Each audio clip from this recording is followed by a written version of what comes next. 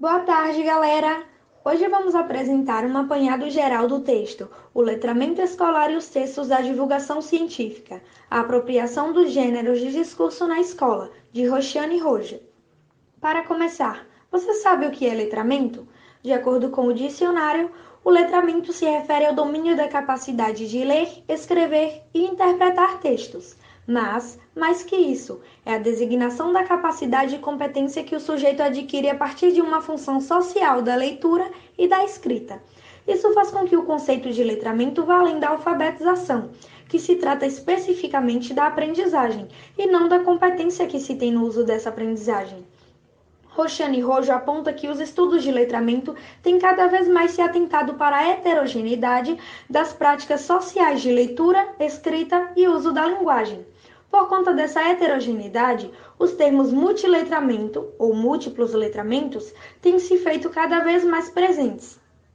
A autora apresenta os conceitos de Hamilton acerca do letramento, que podem ser divididos em letramento institucionalizado e letramento vernacular. Entenda a diferença. O letramento institucionalizado, ou dominante, vai dizer a respeito das organizações institucionais, tais como escolas, igrejas, locais de trabalho, entre outros, que terão como agentes intermediadores os professores e especialistas. Por outro lado, há os letramentos vernaculares, que são adquiridos através das experiências do dia a dia, das culturas e dos cotidianos. O autor Juarez Zairel, em seu artigo A Escola como Espaço Sociocultural, fala sobre a importância das experiências sociais vividas pelos alunos ao dizer que o que cada um deles é, ao chegar à escola, fruto de um conjunto de experiências sociais vivenciadas nos mais diferentes espaços sociais. Assim, para compreendê-lo, temos que levar em conta a dimensão da experiência vivida, ou seja, cada ser no meio escolar traz consigo sua própria bagagem, experiências de vida, e isso não pode ser apagado, calado ou deixado de lado. Estes dois tipos de letramento estão presentes no cotidiano escolar, mesmo que o institucionalizado tenha sido, por muito tempo, considerado mais importante e mais valorizado. Devido à globalização, à velocidade das informações e o uso da internet, novos tipos de letramento precisaram surgir para contemplar os novos tempos, democratizar o ensino e possibilitar ao aluno a participação das mais variadas práticas sociais. Para isso, é preciso que a educação linguística leve em conta também outros três tipos de letramento.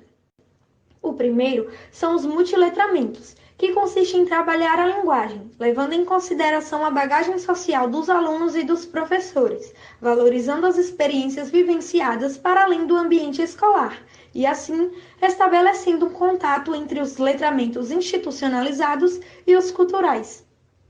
Há também os letramentos multissemióticos, que amplia a noção de letramento ao envolver o ensino e aprendizagem de forma híbrida, ou seja, a utilização de outros artifícios além da escrita alfabética, como imagens, elementos, desenhos, música, gráficos, entre outros. E, por fim, os letramentos críticos e protagonista, que consiste em levar em consideração que o texto não existe em um vácuo social. Os textos, portanto, não têm sentido por si só. Esses sentidos são construídos a partir do interlocutor que, situado nesse mundo social, tem seus próprios valores, crenças, desejos e constrói os significados a partir dessas suas vivências. É por isso que conseguimos observar diferentes interpretações de um mesmo texto.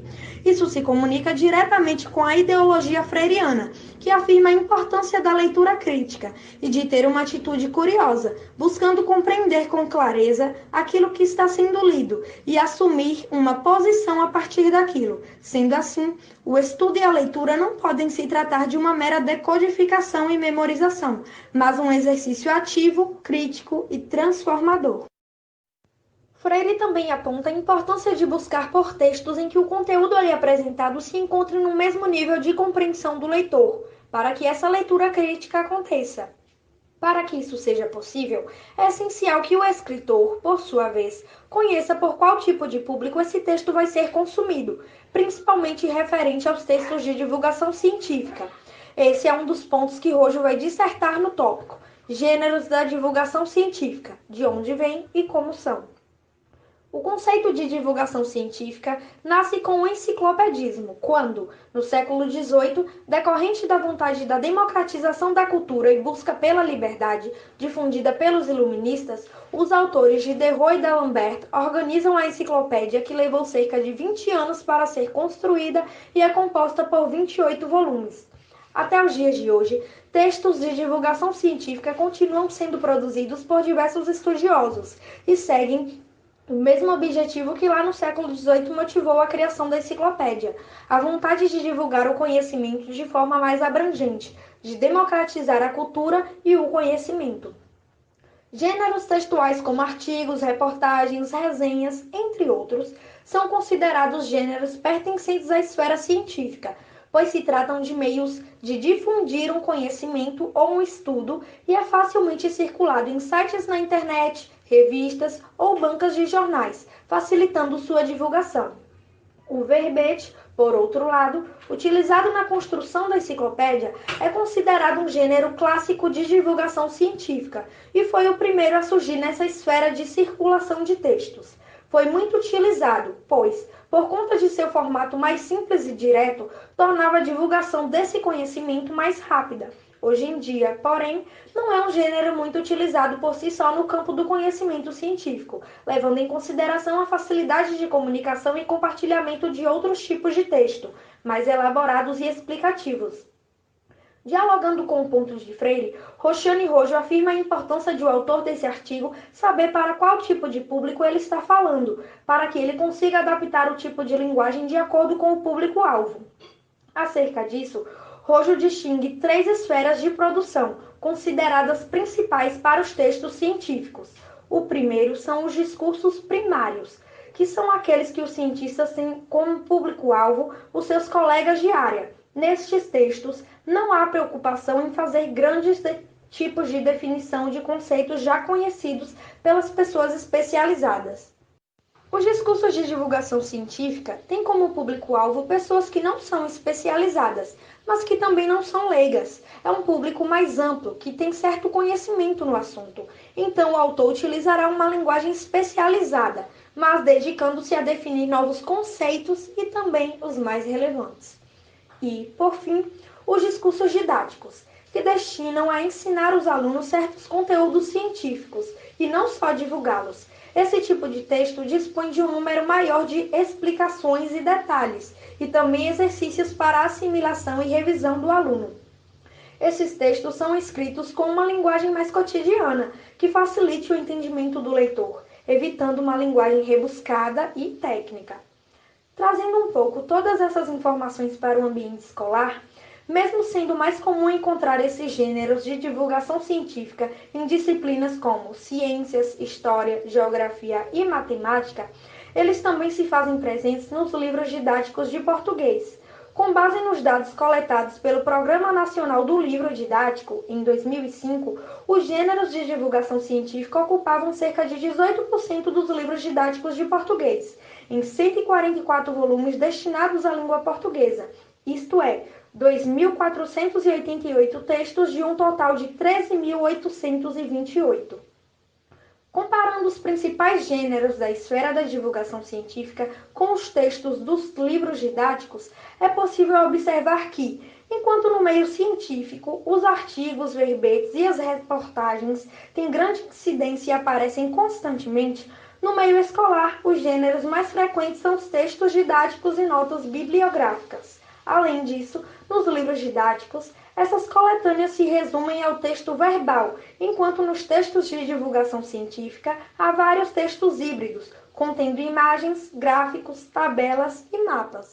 Mas, embora raramente se apresentem como objeto de estudo, os gêneros de divulgação científica integram as práticas de letramento nas escolas e são apropriados pelos alunos no sentido mais voltado para a construção do conhecimento e conceitos disciplinares. A autora passa, então, a apresentar suas observações feitas a partir de uma pesquisa de campo nas escolas, onde ela observa alguns dos mecanismos desse processo dos alunos de apropriação dos textos de divulgação científica, como a apresentação de seminários, por exemplo.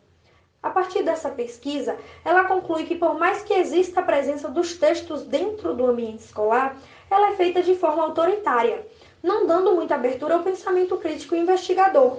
Para além disso, ela também é reduzida ao texto escrito e reprodução oral, o que resulta em um processo muito complexo de apropriação por parte do aluno, pois a falta dos artifícios multissemióticos dificultam a compreensão e a relação entre o conteúdo e a sua vida cotidiana.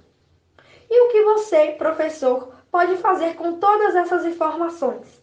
Roxane Rojo defende uma sensibilização do professor, a fim de fazê-lo repensar suas práticas de ensino e a forma que seus alunos recebem as informações, atentando-se para o seu próprio discurso em sala de aula e para o discurso de seus alunos. Os professores também podem e devem se apropriar dos gêneros aqui discutidos, levando o aluno a refletir e realizar leituras críticas, ou seja, para uma educação democrática e de qualidade, é preciso haver um ensino-aprendizagem dialógica entre os gêneros e os textos e, ainda mais, entre professores e alunos.